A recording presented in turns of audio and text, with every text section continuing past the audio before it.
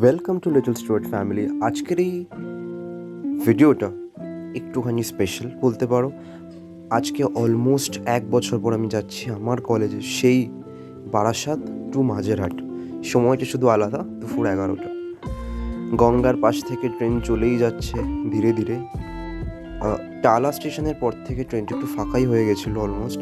তো এখন আমরা যাব হচ্ছে মাঝেরহাট, যেখান থেকে প্রায় 10-15 মিনিটের হাঁটা পথ পুরোপুরি আমার কলেজ অবধি। আজকে কলেজ যাব বিকজ আজকে আমার যে সব পেন্ডিং পেপারস ডকুমেন্টসগুলো ছিল সেগুলো কলেজ থেকে নিতে হবে, আর সব কাগজের ফর্ম্যালিটিসগুলো সব কিছু কমপ্লিট করতে হবে, বিকজ খুব অল্প সময়ের জন্য এসছে বার চলে যাব। তো চাইছি কলেজের কাজটা সেরেই ফেলি, কারণ আমার লাস্ট ফিফথ আর সিক্সথ সেমিস্টারের যে মার্কশিটটা সেটা এখনও নেওয়া হয়নি। ইভেন টিচারদের সাথে দেখাও করতে হবে, গল্প করতে হবে, তাদের সাথে কথা বলতে হবে, সব অনেক কাজ ছিল। তো আমি দুপুর চলে গেছিলাম, ভেবে তো ছিলাম 1 ঘন্টায় কাজ হয়ে যাবে।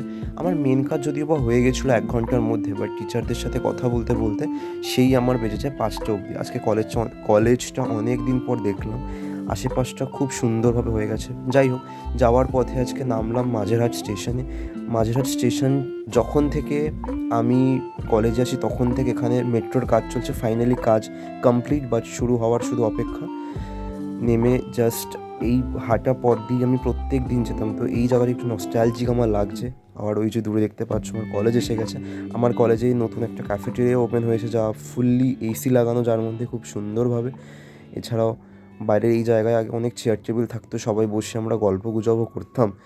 এই জায়গাটার স্মৃতিগুলো মনে পড়ে সেই দিনগুলোর। এছাড়াও সব দেখাশোনাও কমপ্লিট করে কথা বলে ভেতরে তোমাদের আর বেশি কিছু দেখাতে পারলাম না বিকজ অফ দ্য রেস্ট্রিকশনস। তো আমি এখন বাড়ি আসার পথ সেই বাসে করেই আসার প্ল্যান করলাম।